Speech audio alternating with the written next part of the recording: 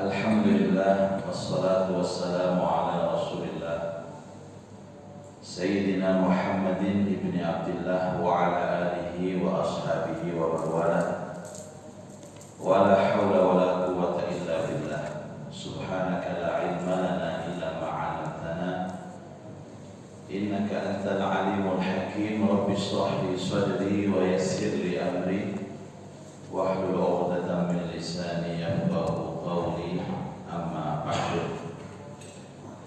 Ma'asyiral muslimin wal muslimat, Bapak Ibu jamaah salat subuh Masjid Baiti Jannati yang insyaallah dirahmati Allah. Alhamdulillah kita telah melaksanakan salat subuh, mudah-mudahan semuanya diterima oleh Allah, dapat menghapus dosa-dosa kita, membuka pintu barokah dan rahmat Allah dalam hidup kita. Kita semuanya dipimpin Allah menuju jalan selamat, jalan bahagia. Semoga semuanya diberikan sehat wal afiyah, zahiran wa batinan. Al-Fatihah. A'udzubillahi minasyaitonir rajim. Bismillahirrahmanirrahim. Alhamdulillah rabbil alamin arrahmanir rahim maliki yaumiddin iyyaka na'budu wa iyyaka nasta'in. Ihdinas siratal mustaqim siratal ladzina an'amta 'alaihim ghairil maghdubi 'alaihim waladdallin. Amin. Hari ini kita akan membahas tentang kelahiran Rasulullah sebelum diangkat menjadi Rasul. Jadi kelahiran 40 tahun sebelum nubuwah. Jadi Rasulullah itu diangkat menjadi Rasul usia 40 tahun. Nah, kita sekarang membahas tentang 40 tahun sebelum diangkat menjadi Nabi dan Rasul. Dan hampir semua Nabi dan Rasul itu asalnya adalah orang biasa dan diangkat menjadi utusan di usia 40 tahun. Nabi Musa itu asalnya orang biasa. Dia bergaul di masyarakat seperti biasa. Di usia 40 tahun dia akan menjadi Nabi dan Rasul. Nabi Ibrahim adalah orang-orang biasa. 40 tahun diangkat menjadi Nabi. Sehingga 40 tahun ini menjadi usia yang keramat bagi seseorang. Ini kelihatannya belum ada yang 40 tahun. Oh, besok lebih berarti. Ini saya lihat 40 tahun tapi expired.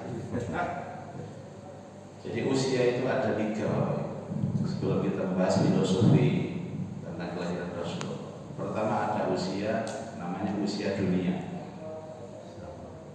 Usia dunia itu dimulai dari usia 20 tahun sampai 40 tahun. Sebelum 20 ini belum dianggap si remaja, si arek-arek, si cilik, si belum ngerti apa-apa, belum tahu keadaan hakikat kehidupan ini seperti apa, belum balik. Jadi hitungan sempurna itu 20 tahun sampai 40. Disebut usia dunia, kenapa? Karena rata-rata di usia itu menungso itu lebih dominan dunianya daripada akhiratnya. Yang penting hari umur 20 sampai 40 ini isi duwonya tolong. Dan itu maklum karena dia berada di fase itu. Sing sekolah yang nguber sekolah, sing nyambut gawe nguber nyambut gawe, yang kerja di pemerintahan nguber posisi jabatan, dan itu wajar. Dan memang saatnya seperti itu. Ya anak wong 20 sampai 40 gak mikir dunya. Niku bahasa Inggris saya Indo. Dan kita sudah melalui fase. Nah, setelah 40 sampai 60 ini namanya fase dunia akhirat. Di mana orang yang ada di usia itu sudah mulai berpikir tentang kehidupan abadi. Ini kalau ideal Bapak Ibu. Makanya orang itu kalau mukmin, dia menginjak ke 40 tahun, dia sudah mulai berpikir tentang agama. Dia berpikir tentang akhirat. Dia mulai takut mati. biasanya bisa ke masjid biasanya. Kenapa demikian? Karena biasanya orang kalau sudah 40 tahun itu sudah memiliki segala-galanya.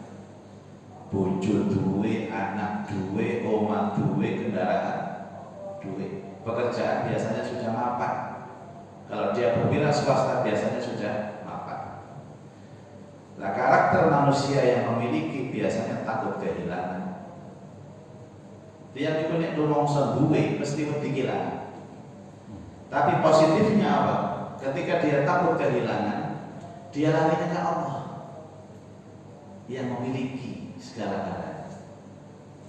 Jadi aslinya sing nang masjid subuh-subuh ini wedi kehilangan aslinya. Tapi positifnya, takutnya itu ngadep nang Allah. Makanya 40 sampai 60 ini sudah semuanya tertata.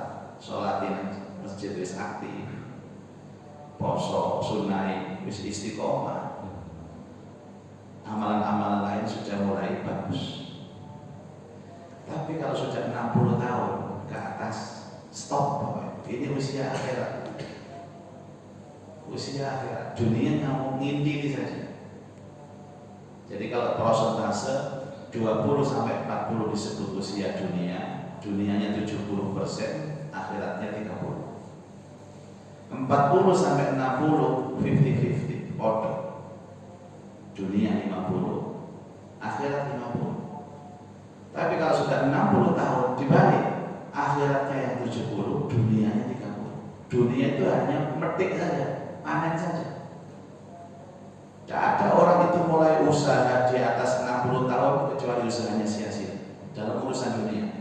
Misalnya nih, umur suwita kait buka usahanya, yang sebelumnya dia belum buka usaha, tidak ada. Stagnan pasti akan tidak ada naiknya. Atau di usia 60-70 silahkan gawe ijazah, proposal, ngelamar nang pabrik. Pabrik di sini mau umur 20 tahun. Jadi ada security ya kayak semua bermaling lalu gak apa.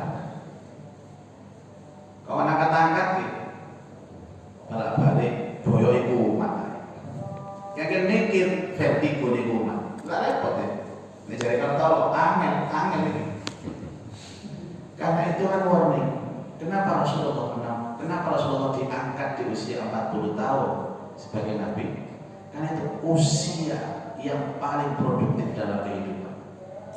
Kesempurnaan dunia akhirat ada di situ. Nubuah itu 40 tahun. Kenapa Rasulullah dipanggil di usia 60 tahun? Karena itu sudah merosotnya fisik. Makanya aneh kalau orang sudah di atas 60 tahun tidak mikir akhirat terus alamat. Nah itulah filosofi umur, dan itu bisa kita ambil dari Nabi Sallallahu Alaihi Wasallam. Menikah di usia 25 itu ada maknanya. Diangkat menjadi Nabi Rasul 40 ada maknanya. Dan diambil oleh Allah wafat di usia 63 tahun pun ada maknanya. Dari situ kita melihat umat Rasulullah tidak akan jauh dari kehidupan Rasulullah. Makanya monggo lek sing wis 40 mendukur 50 lima niki dunia akhirat sudah masuk. Nanti 60 tahun itu tinggal panen Bapak Ibu. Ini panjenengan duwe usaha juga karek ngerasa apa? Melihat anak-anak sudah besar, sudah punya cucu dan lain sebagainya. Ini namanya progres dalam hidup. Kita tidak tahu kapan kita diambil sama Allah, tapi kita diberikan akal, hati, disempurnakan dengan panca indera. Apa tujuannya? Untuk memprogres, merencanakan kehidupan masa depan yang abadi. Yang disebutkan apa? Wal akhiratu khairul laka minal ula. Dan akhirat itu jauh lebih baik bagimu daripada yang pertama. Apa yang pertama? Dunia yang sekarang. Nah sekarang kita coba menyelami sejarah Nabi. Nanti kita ambil sisi kesan, pesan, motivasi dan juga rahasia serta hal-hal yang terkait dengan itu. Rasulullah SAW dilahirkan di tengah keluarga Bani Hashim. Ini sudah sudah saya jelaskan panjang lebar siapakah Hashim itu. Jadi Rasulullah bin Abdullah bin Abdul Muthalib bin Hashim. Karena itu Rasulullah disebut Bani Hashim atau istilah lain dengan Hashimiyah. Hashimiyah. Sing angel iku nek baik basa Jawa iku angel. Contohnya misalnya Joko Widodo bin Sinten Soeharto bin Soekarno. Jadi kalau urut-urutannya berarti itu Bani Soekarno atau Soekarno. Nek Hashimiyah kan iya itu lah. Soekarno iya. Soekarno iya. Ya. Iya itu kan bangsa atau bangsa. Makanya kemarin saya katakan Abdullah itu lagi dan abai Nabi. Hampir semua orang Arab itu senang jenenge Abdullah. Semua. Yang membedakan apa? Binnya. Abdullah bin Mas'ud, Abdullah bin Abbas. Jenenge Abdullah. Jadi yang untuk niteni itu ya bin itu. Abdullah bin Salam misalnya. Satu. Terus yang kedua biasanya kalau binnya itu sama, baru daerahnya. Misalnya teng mriki niki enten iki lah pendatang sedaya niki. Jenenge padha Abdullah. Bapaknya padha Abu Bakar. Jadi Abdullah bin Abu Bakar ini siapa ini? Maka dia akan menyandangkan nama kampung lahirannya. Misalnya sedaya kelahirannya Madura, Abdullah bin Abu Bakar Al-Manduri. Situ ya Abu Bakar bin Abdullah lahirnya di Gresik. Abdullah bin Abu Bakar Al-Gresik. Nah ternyata Abdullah Al-Gresik ini sama ada dua Pak. Podo Gresik baru lebih mengkerucut lagi kecamatannya. Situ Abdullah bin Abu Bakar Al-Gresik Al-Menjani. Al-Menjani bareng. Gitu. Contohnya begitu. Orang tradisinya mereka begitu. Situ Abdullah bin Abu Bakar Al-Gresik Al-Qasawi Langoy. Itu. Tapi untungnya kita orang Indonesia ini kan cukup dengan satu nama orang itu bisa identifikasi. Ya. Apalagi tidak umum gitu loh Pak. Sebenarnya saya Muzaki itu pada saat kampung ini hanya saya sendiri. Baru kalau keluar kampung banyak. Jadi Rasulullah itu Hashimiyah. Beliau lahir di Mekah pada hari Senin pagi tanggal 9 Rabiul Awal. Berdasarkan penelitian Syekh Syafi'i Rahman Al-Mubarakfuri, Rasulullah itu lahirnya Senin pagi tanggal 9 Rabiul Awal.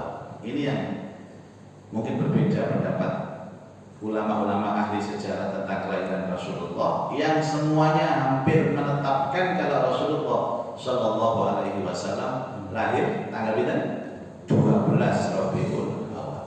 Jadi ini menjadi khazanah sejarah Islam. Kalau pendapatnya pengarang kitab ini mengatakan Rasulullah sama Senin pagi 9 Rabiul Awal. Kenapa? Kenapa demikian? Karena ini sejarah. Sejarah itu yang tidak bisa dirubah itu hari dan jam, tapi tanggal bisa berbeda. Ini dicamkan betul. Kalau sudah ada sejarah yang terkait dengan event yang melibatkan waktu yang tidak bisa dirubah itu cuma dua, 1 hari 2 jam. Makanya semua ulama ahli sejarah sepakat kalau Rasulullah itu lahirnya hari Senin, waktunya pagi hari, waktu duha. tapi yang tidak sepakat itu tanggalnya.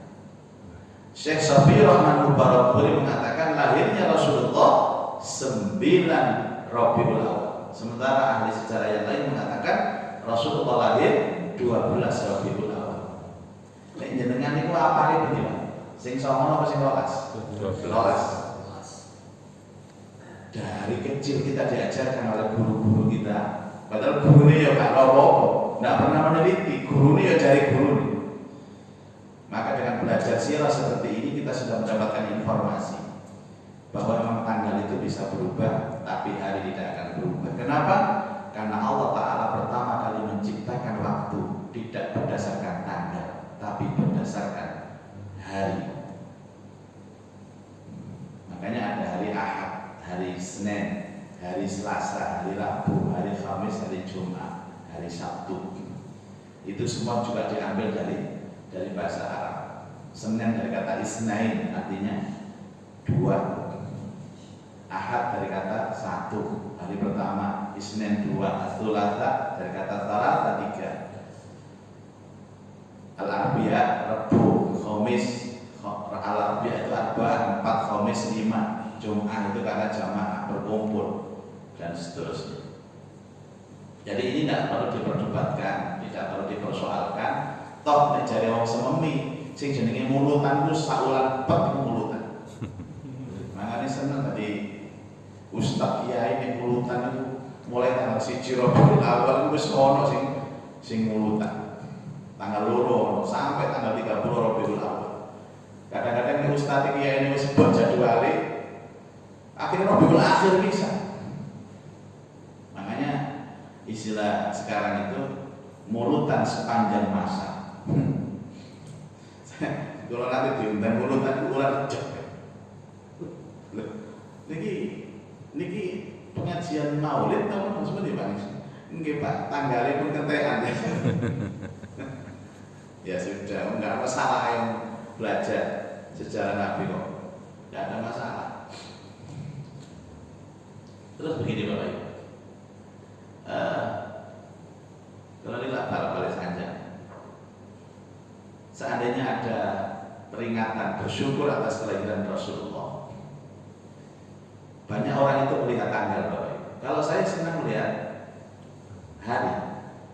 Kalau hari tidak salah, Senin mesti Senin Rasulullah. Kenapa? Karena urusannya dengan hadis bahwa aku dilahirkan di hari Senin. Makanya di situ aku berpuasa.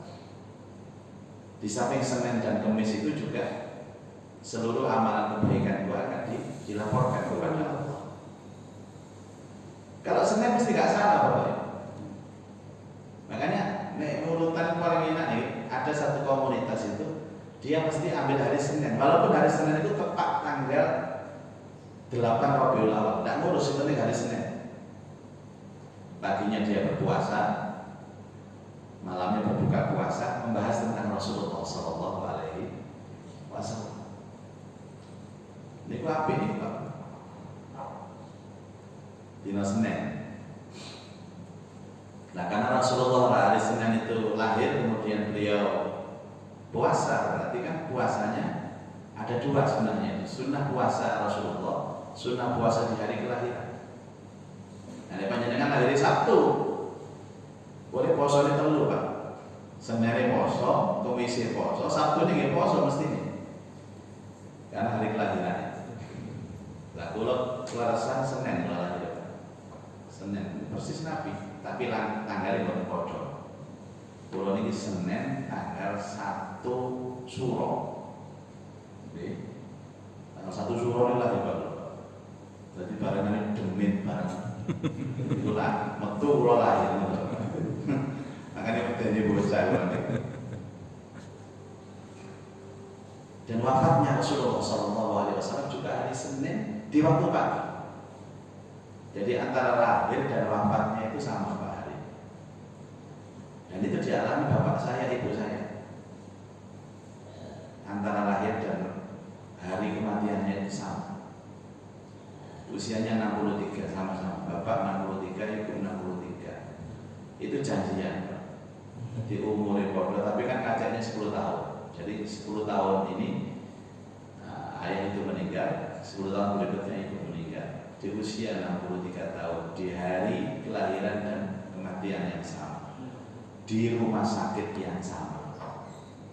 Saya sekarang meneliti apakah kamar rawatnya itu juga sama, ternyata harus dibongkar. Jadi gak bisa meneliti ya. Di rumah sakit Bayangkara Porong.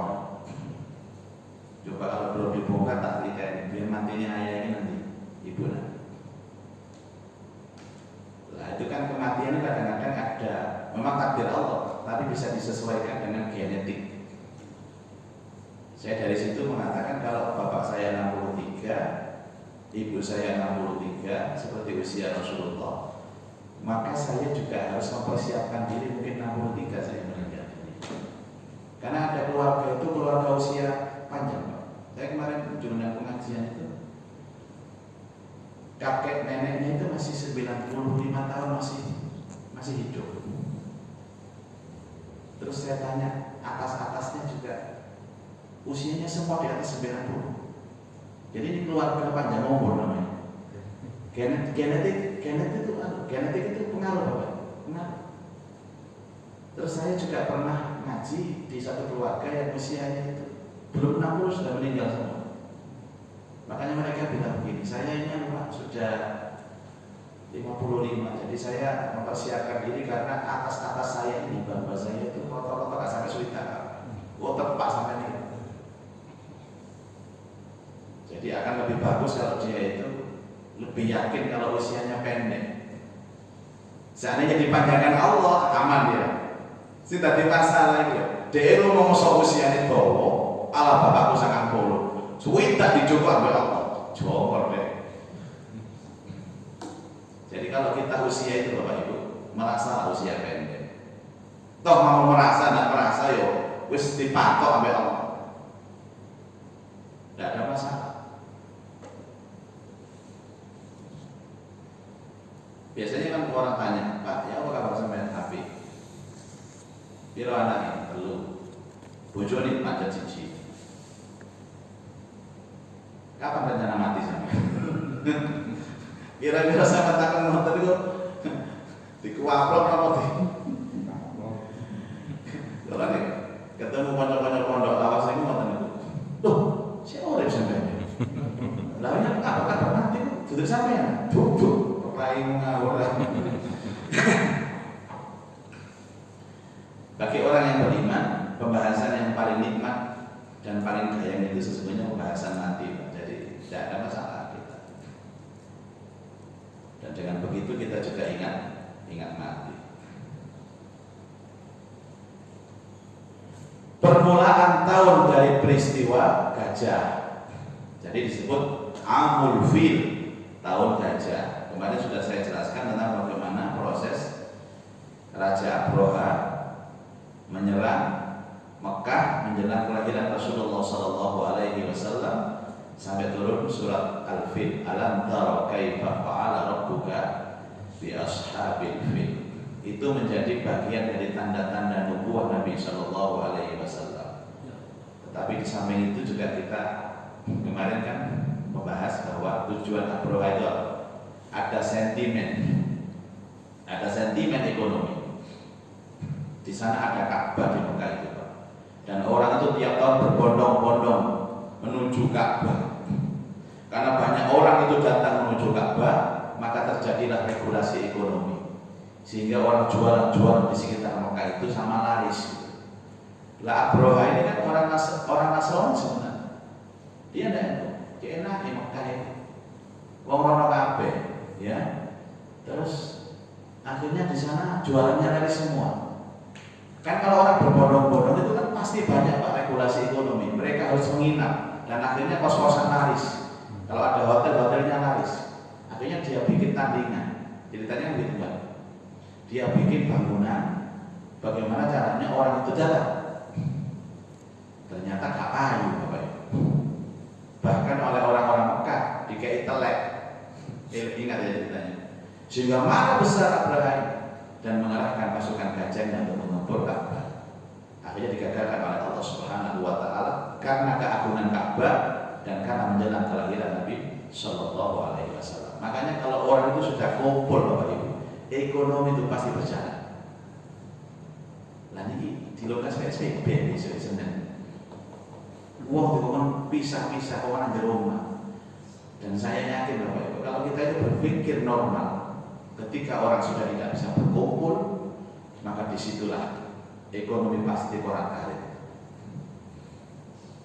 Dan saya mengerti kalau Bali ini kalau satu lagi pandemi kan uang toko kabeh Pak. Uang dodolan ternyata sampai ada sepur nih.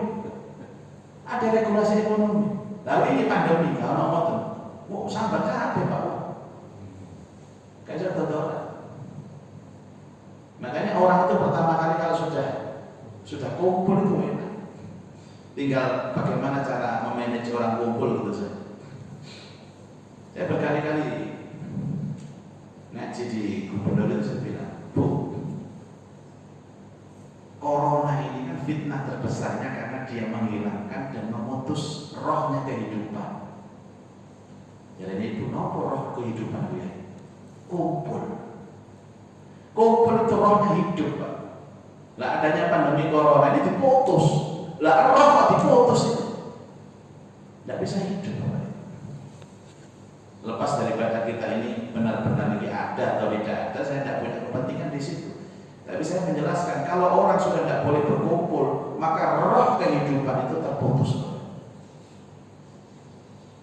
Betul, ayo PSBB saulan, ambles kabeh. Semua lini kehidupan. Dan ini saya takutkan sebagaimana hadis Nabi Shallallahu Alaihi Wasallam. Misi kemunculan Dajjal Al-Masih itu kan ada dua misinya. Pertama adalah menebarkan virus, yang kedua menebarkan kecemasan. Dalam hadis kan begitu. Cuman bentuknya virus seperti apa, kecemasannya seperti apa, secara pas itu seperti apa, wallahu a'lam. Tapi sekarang ini terasa Bapak, orang dibikin adanya virus ini, masya Allah. Kemarin saya ceramah di RSI, itu katanya penuh rumah sakit. Terus pindah lagi ke rumah sakit haji, penuh. Terus saya juga ngaji di RKZ, penuh rumah sakit itu penuh. Emboy penuh temenan tak gak ya. Tinggal Dr. Sutomo, Dr. Sutomo. Itu juga katanya sudah penuh. Rumah sakit apa Suwandi Tambahan Lampung ini jadi penuh. Semoga sehat kabeh kabeh rumah sakit. Amin. Wae sehat nggih. Awake sehat, dompet iki sehat terutama niki Pak. Dompet gak sehat iki, kelem kelapa dhewe. Ya napa? La haula wala quwata illa billah. Jadi sentimen ekonomi itu sekarang menjadi trending topik. Abu Lahab benci Rasulullah karena ekonomi. Abu Lahab ingin menghancurkan Ka'bah juga karena ekonomi. Nah sekarang diputus kabeh. Jadi niki pagi biasanya ziarah Ampel, akan Sunan Ampel itu kan ziarahnya banyak yang masuk. Apa efeknya kalau yang banyak masuk? Pedagang-pedagang di sekitar makom itu akhirnya bisa nguripi anak bojo. Lah terus kalau PSBB, masya Allah. Wes gak sing payu. Sing dodol kurung gak payu. Dodol klambi koko ya gak payu. Dan ini kok anehnya kita gak menyadari itu. Karuan Arab Saudi Pak, lockdown. Kok menang Pak, tapi dijamin. Ini gak salah sekeluarga itu. Kalau dirupiahkan kemarin itu kata teman-teman di sana itu per bulannya dijatah 20 juta atau 25 juta. Genap. Aku pilih nama apa yang bicara? Kalau salah orang-orang, teman ya. Apa mana saya pengangguran apa seneng itu? Ya Allah. Dan ini mau ngomong dong. Jadi kayak apa-apa. Ya Allah. Bocor temannya. Allah, ini kenapa Bapak Ibu? Isu ekonomi ini dijelaskan Al-Quran. hal adullukum ala tijaratin tunjikum min adzabin alim. Berkali-kali Allah menjelaskan tentang hakikat kehidupan itu selalu dinisbatkan kepada tijarah. Apa tijarah itu? Jual beli, perekonomian. Apa rohnya perekonomian? Antara rugi dan untung. Rugi. Kapan itu ada video bagus Bapak Ibu? Waktu PSBB dulu. Dia itu kurir mengantarkan barang, bawa mobil pickup itu. Ya Allah, gak iso mlebu Pak. Kamu ini di lockdown kabeh. Ki yo opo rek kate mlebu gak iso. Kadang mlebu sing jero gak iso metu. Bapak brek kono weso ae. Wes sampai ngelotok kulit kula nih gara-gara weso. Akhirnya benar-benar dewe dicolok-colok dewe. Bilik disinfektan itu dicolok-colok dewe. Yang namanya termogan itu nih. Waduh ya Allah, waris dia kayak gak payu. Kula kata Jumatan nang warung itu. Pada satu-satunya masjid di daerah sana yang masih buka. Itu ada jamaah di disentrol dengan Bandung ini. Padahal Bandung jadi ini bahaya itu kan ini beri. Kuai tit.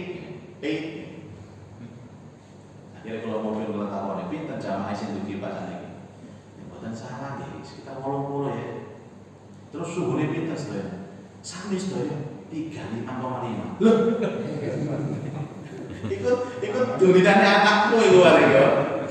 Mau sama pol-pol itu suhune padha. Jadi orang kalau sudah ketakutan dan kecemasan yang berlebihan akan menghasilkan pikiran-pikiran konyol. Makanya orang-orang PSBB menurut saya Pak, itu konyol. Sing dulu satu mobil tak boleh diisi dari lebih dari 50% penumpang. Jok sing Bang Arab dhewe iku kudu itu tok, masih bojone kok oleh jejer. Lah wis angel kok ngomong kelonan kok nang mobil kok oleh jejer itu ya. Jadi orang yang cemas berlebihan itu akan menghasilkan pikiran konyol. Banyak hal yang tidak masuk akal. Makanya kata Ibnu Sina apa?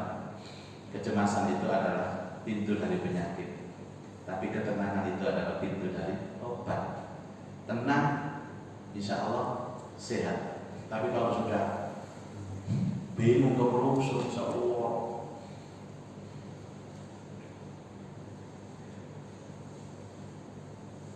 40 tahun setelah kekuasaan Kisra Anushirwan atau bertepatan dengan tanggal 20 atau 22 April tahun 571 Masehi. Jadi kalau Hijriahnya tanggal 8 Rabiul Awal atau 12 Rabiul 9 Rabiul Awal atau 12 Rabiul Awal, tanggal Masehinya 20 atau 22 April 571. Ini bukan apa, bukan nyontoh Pak. Beliau ini meneliti betul. Syekh ini meneliti betul. Makanya orang itu kalau sudah berbicara tentang sejarah, ini bondone akeh. Makanya teman-teman itu yang membuat karya ilmiah baik disertasi maupun tesis tentang sejarah, maka modalnya itu banyak. Harus meneliti ke sana, harus ke sana. Bukan referensi buku, tapi harus tanya sana. Nah ini kan kita ini kan lagi apa namanya Pak? Lagi berbicara tentang sejarah PKI. Nah ini harus di cross check lagi ini yang masih hidup. Terus situs-situs dikunjungi semua. Biayanya banyak. Kalau sudah sejarah itu pasti biayanya banyak. Nek ambil nulis karya ilmiah dengan rujukan buku ya gampang. Ada motif. Jadi dia meneliti betul. Ini kemarin Pak siapa? Ada guru besar baru namanya Kiai Imam Ghazali Said, profesor sejarah. Dia menulis buku tentang haji Rasulullah SAW. Haji Rasulullah berdasarkan waktu dan event.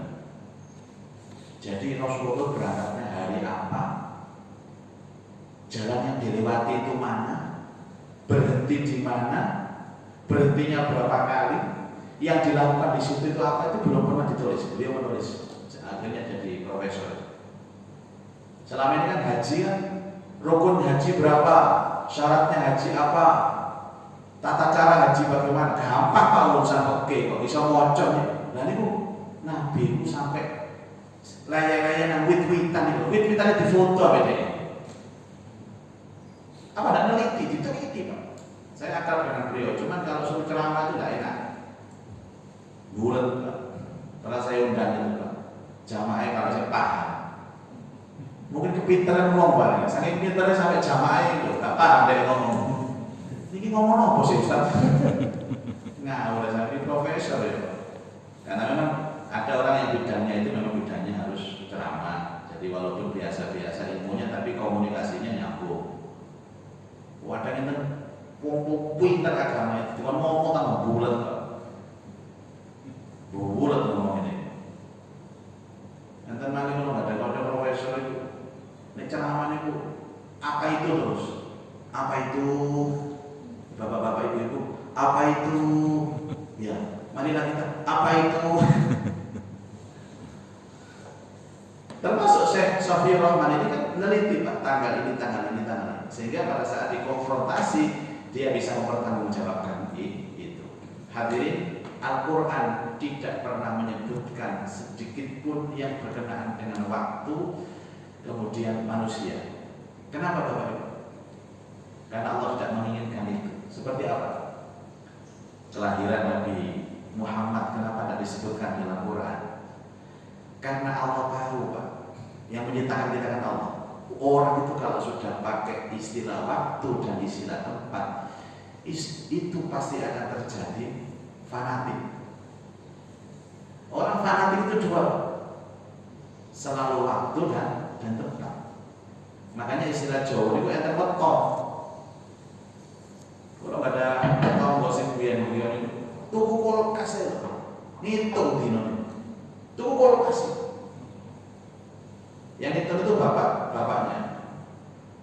Wong kulkas atas regane 1 juta yang pamit tangan bapak. Pak, kalau ini itu Mas kulkas kita sing sae ditenong. Cina itu mesti berdasarkan pribole bapak. Nah, sosok dia itu budalan pasar. Tutup toko ini. Jadi orang makanya Al-Quran tidak pernah menyebutkan itu supaya orang tidak fanatik. Seandainya Al-Quran begini, apa namanya? Nabi dilahirkan hari Senin, Allah sebutkan di Quran, orang itu pasti akan melakukan ritual yang Masya Allah di hari Senin itu. Maka dihindari. Panjenengan Bapak Ibu sekalian di Arab Saudi, saya mau bertanya ini. Arab Saudi itu kan memang sangat menjaga itu, Pak. Tujuannya sangat menjaga, tapi kadang-kadang berlebih-lebihan. Ini ada gerakan menghapuskan situs-situs sejarah. Bahkan kita tahu bahwa bahkan makam Nabi Shallallahu Alaihi Wasallam itu mau dibongkar, dipindah, tapi kan dicegah oleh ulama-ulama dunia. Karena mereka pertimbangannya menjaga tauhid, menjaga tauhid. Menurut pendapat mereka. Sehingga saya menemukan ini. Panjenengan tahu Nabi Ibrahim itu anaknya berapa? 2. Istri 2, anak 2. Nabi Isa, Nabi Ismail.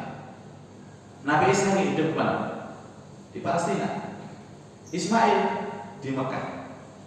Apa bukti bahwa orang-orang Arab itu yang tadi menghapuskan situs? Kita itu bisa menemukan makomnya Nabi Ishak. Sekarang Pak bisa ziarah di Hebron.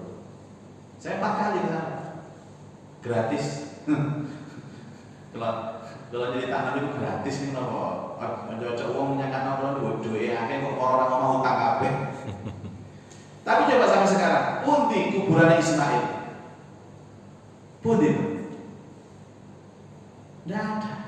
Beda tempat, beda kultur budaya, beda juga persepsi mereka terhadap menjaga situs sejarah. Nabi Ishak ada Pak, kumpul Ishak sama istrinya namanya Ruqayyah itu. Ada, makamnya ada, jelas sakit ziarah bersama. Bahkan yang ziarah itu tidak hanya Islam, orang semua ziarah juga. Tapi sekarang Ismail ini loh Pak, pundi kuburan ini, Hajar itu pundi, Siti Hajar ini loh pundi kuburan. Makanya semua letaknya pada kita, dan yang paling menjaga situs itu ya kita ini. Jangankan level Nabi Pak, level sahabat Pak. Wali yang nggak jelas saja diramu sampai kok ini. Wali yang nggak jelas itu Pak, ya diramu kok ini.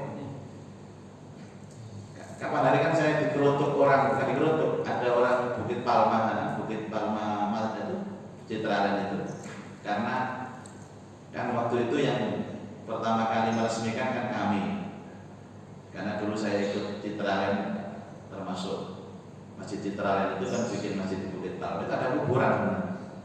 Mungkin Abah Prapto sama Abah Ahmad Sofif itu Pak. Dan itu setiap Jumat di ziarah orang. Katanya kepada saya kan penasihat sana. Ya nopo niki Pak ya. Niki kuburan niki diilangi nopo. Tetap dilestarikan. Oh, jorek ngawur kuburan diilangi. Jadi ada yang merasa bahwa itu anak turunnya. Terakhir kemudian mau ditutup. Terus negosiasi, katanya orang yang ziarah-ziarah itu dikumpulkan semua, ada beberapa orang di sekitar sana, katanya mengaku anak cucunya, dan mereka mengatakan boleh saya menghilangkan makam buyut saya ini asalkan diganti dengan 5 miliar. 5 M. Kok ngaku-ngaku butuh ini mau njaluk 5 miliar itu ndi? Makanya Al-Quran tidak pernah menyebutkan nama, tidak pernah menyebutkan hari, tidak pernah menyebutkan tempat. Ya takutnya kita itu berlebih-lebihan fanatiknya, sehingga nanti akan berpengaruh terhadap nilai-nilai tauhid. Itu tujuannya. Saya tambahkan sedikit. Ibnu Sa'ad meriwayatkan bahwa ibunda Rasulullah SAW, ibunda Aminah, itu pernah berkata. Jadi ibunda ini pernah berkata dan disarikan dalam beberapa riwayat hadis. Apa beliau mengatakan? Setelah bayiku keluar, ini ngomongin Bu Aminah, aku melihat ada cahaya yang keluar dari kemaluanku, menyinari istana-istana Syam. Masya Allah. Enten wong wedok mari nglahirno terus ngomong, aku mari nglahirno iku ana sinar teko kemaluan kowe. Ibu Aminah ngomong, dan itu menyinari Syam. Syam itu tahu Syam itu. Sekarang Syria. Dan kejayaan Islam kan nanti berdasarkan. Ahmad juga meriwayatkan dari Al-Arbad bin Surya yang isinya serupa dengan perkataan tersebut. Itu pernyataan Ibunda Aminah. Diriwayatkan bahwa ada beberapa bukti pendukung kerasulan bertepatan dengan saat kelahiran beliau, yaitu runtuhnya 10 balkon istana Kisra. Jadi ada bukti-bukti kerasulan Rasulullah pada saat kelahiran. Padamnya api yang biasa disembah orang-orang Majusi, serta runtuhnya beberapa gereja di sekitar Buhairah setelah gereja-gereja itu ambles ke tanah. Yang demikian ini diriwayatkan oleh Al-Baihaqi, sekalipun ada beberapa ulama yang kurang setuju dengan pendapat ini. Tapi mereka mempertanggungjawabkan Pak tentang data ini.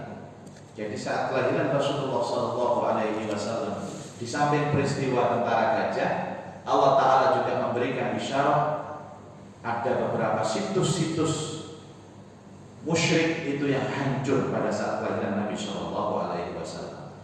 Nah, setelah Aminah melahirkan, dia mengirim utusan ke tempat kakeknya Abdul Muthalib untuk menyampaikan kabar gembira tentang kelahiran cucunya. Maka Abdul Muthalib datang dengan perasaan sukacita, lalu membawa beliau ke dalam Ka'bah. Lahir produk bayi dibawa sama Abdul Muthalib ke Ka'bah, berdoa kepada Allah dan bersyukur kepadanya.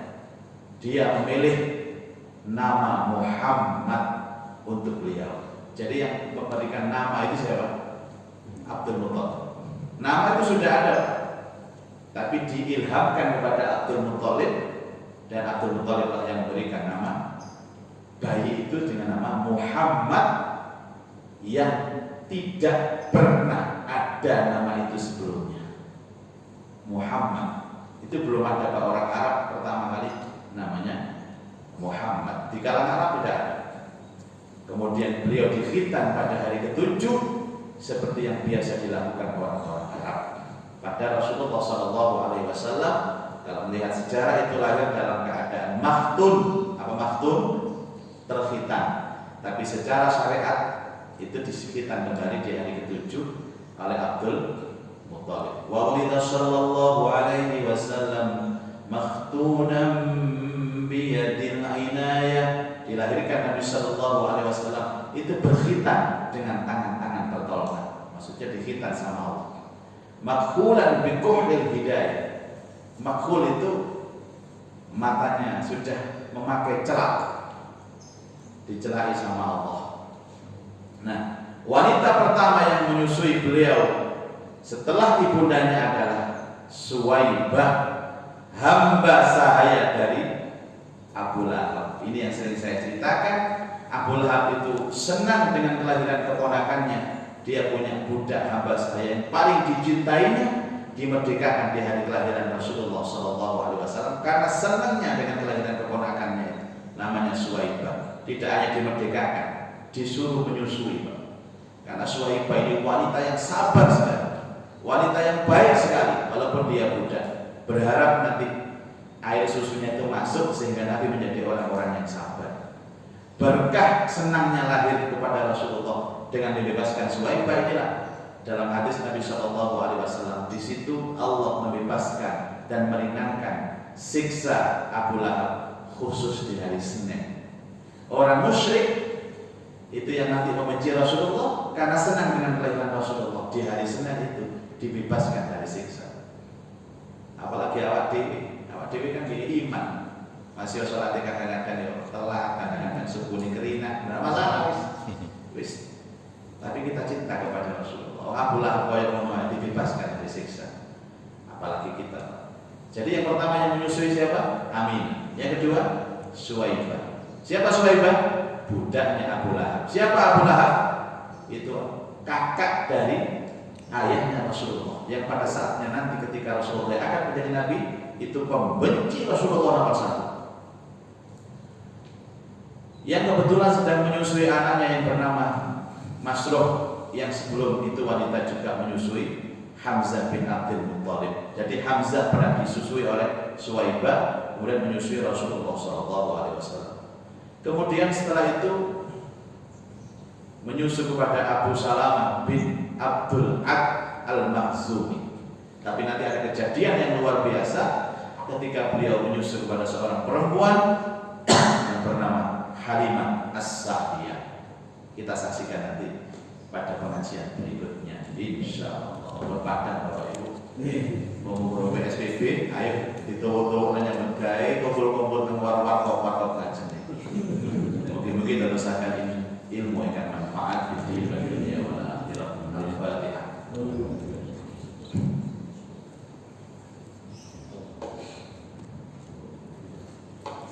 A'udzu billahi minasyaitonir rajim. Bismillahirrahmanirrahim. Alhamdulillahirabbil alamin. Allahumma shalli ala sayyidina Muhammad wa ala alihi wa sahbihi ajma'in. Allahumma anfa'na bima 'allamtana wa 'allimna ma yanfa'una wa zidna ilman nafi'a. Allahumma arzuqna fahman nabiyyin wa hifdzal mursalin wa ilhamal malaikatil muqarrabin bi rahmatika ya arhamar rahimin. Rabbi yassir wa la tu'assir. Rabbi tamim bil khair innaka ala kulli syai'in qadir. Rabbana atina fid dunya hasanah wa fil akhirati hasanah hasanah wa qina adzabannar. Wa sallallahu ala sayyidina Muhammad wa alihi wa ashabihi wa sallam. Walhamdulillah rabbil alamin. Subhanakallahumma wa bihamdika asyhadu an la ilaha illa anta astaghfiruka wa atubu ilaik. Allahumma shalli ala sayyidina